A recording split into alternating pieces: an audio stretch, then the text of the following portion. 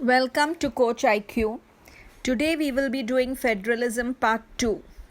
And please be sure you have checked the Part 1 video to gain the maximum understanding of this topic. The number of elected representatives in India's local bodies is 31 lakh, 36 lakh or 33 lakh.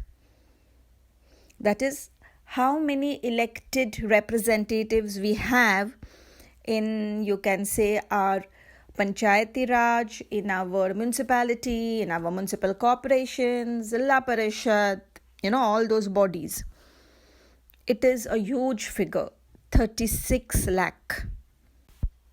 A few Gram Panchayats are grouped together to form the Gram Sabha, the Panchayati Raj, or the Panchayat Samiti? The answer is C, Panchayat Samiti. Next, in a holding together federation like India, which statement is true? Central government more powerful in context to the state government? Center and state government have equal powers? Or the state government has absolutely no powers? It is A. The center is more powerful. Next, who makes laws on subjects included in the concurrent list? Union government, union and state government, or the state government only? It is B. Union and state. Both have the responsibility to make the laws. Next, which statement is true with regards to revenue in a federal system? Revenue is money matters. States have no financial autonomy. States depend on central government for funds, or the sources of revenue for each level of government is clearly specified in the Constitution to guarantee financial autonomy. So here they are saying states have no financial autonomy. This is wrong. For federalism, this is wrong. States depend on center. Not very right. Third is the right one.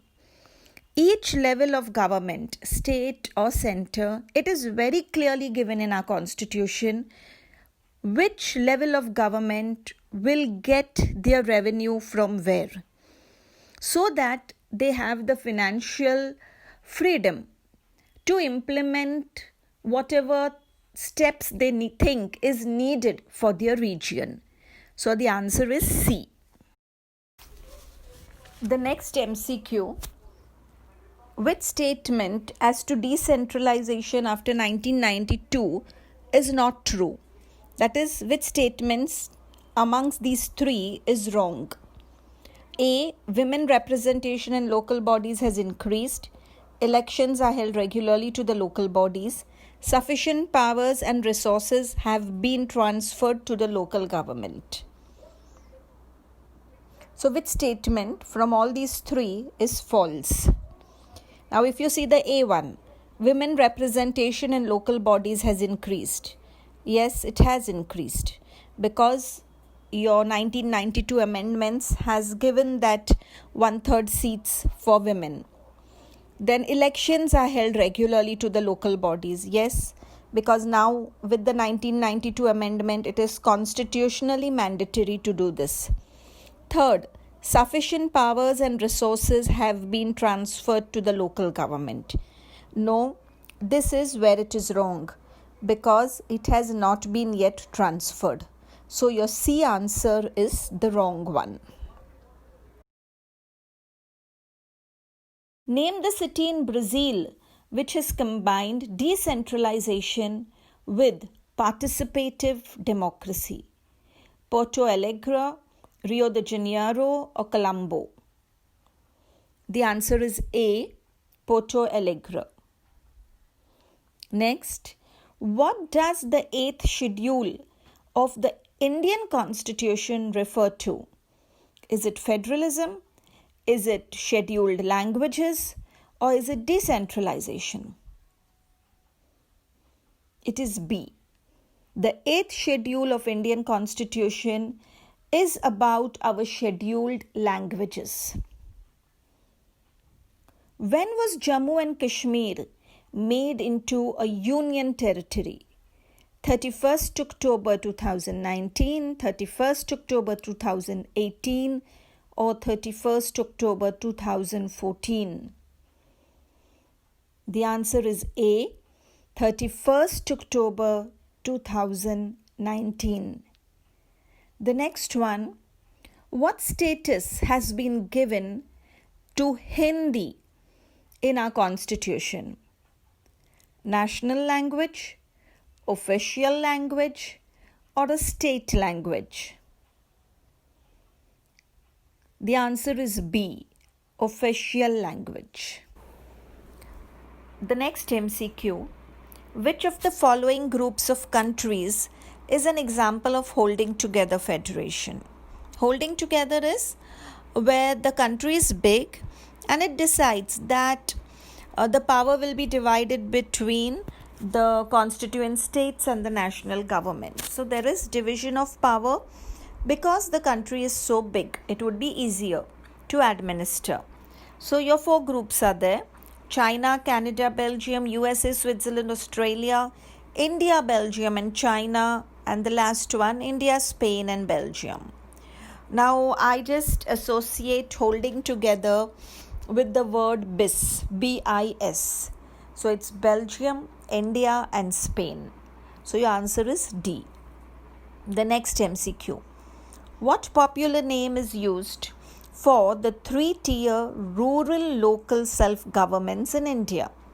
Federation, democracy or Panchayati Raj?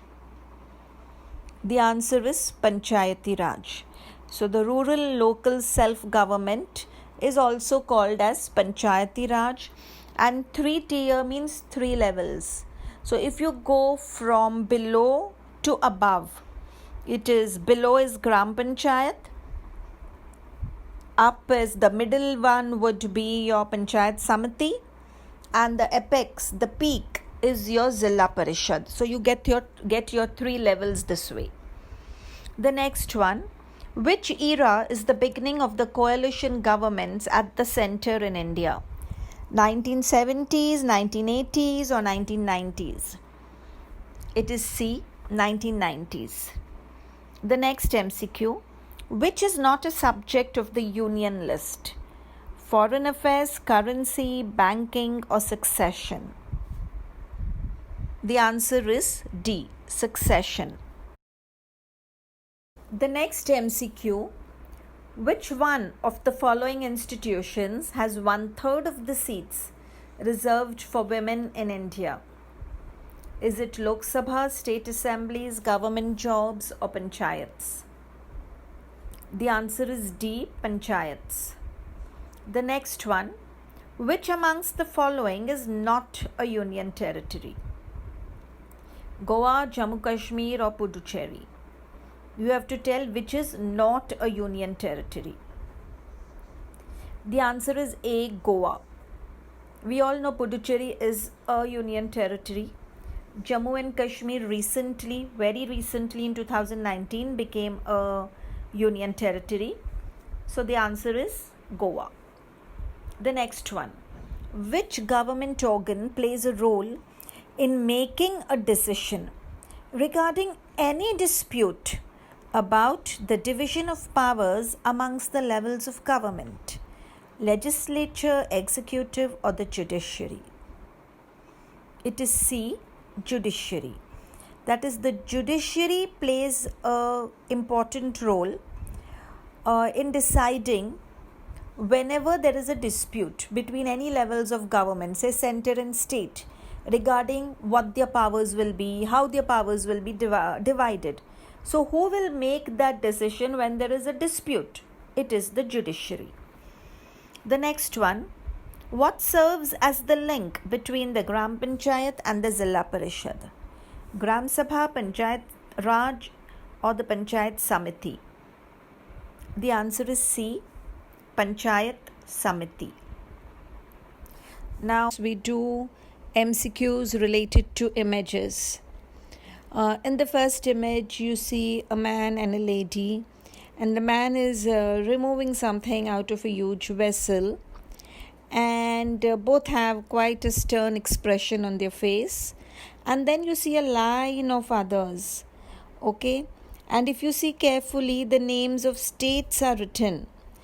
Some on the cap and some on their shirts. You have Bihar, Bengal, then you have UP on the cap, Kerala is there. So you know that these are related to states, and each of them has a begging bowl in their hand, and they are asking for something from these two people. Now over here, this is related to your center-state relations in federalism. We know that center-state relation is a way in which federalism becomes stronger. And the constitution lays down in a democracy how the power will be shared. But then how it is really done depends on the ruling parties and the leaders and how they follow the arrangements. Now over here in this image, the states are asking for powers from the central government. And you know this lady is Mrs. Indira Gandhi, our late Prime Minister. Usually the cartoonists used to portray her and make her nose most prominent. So you know she is the late Mrs. Indira Gandhi. Then her hair has that white patch which was her signature mark. So here she is the Prime Minister, that means she is at the center, and these others are the states, that is the leaders of the states who are asking for more power. And they are not asking as equals. If you see, they are begging with a bowl. That means they are pleading, they are requesting that please give the states some powers. So this shows that the center is not really ready to give powers to the states. So now the question here could be, which caption is suitable for the caricature? Always look into the captions in your text. The A1 is beggars asking for alms, states plead for more powers is the B, and C is kitchen providing free food. Here the answer is B, the states plead for more powers. The next one, is federalism strong as depicted in the caricature? No, federalism is not strong over here because the states are really begging for power. So it's not strong. Third, is power sharing being done as shown in the caricature? Again, the answer is no, because there is no respect for the state government's powers or freedom, and the center is not really willing to share the power. The next image relates to a coalition government. There's a goblet, on it is written coalition government, and there are flames erupting out which shows it's volatile. There's a person sitting on a throne. The person is our late Prime Minister, Mr. Atal Bihari Vajpayee. He has a lotus in his hand. And the throne is not an ordinary throne. Sitting on the throne again means he is the leader, he is the head.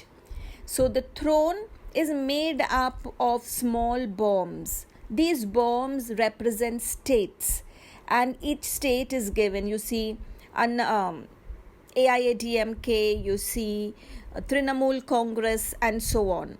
So all are coming together and forming the government, and the head is Mr. Atal Bihari Vajpayee.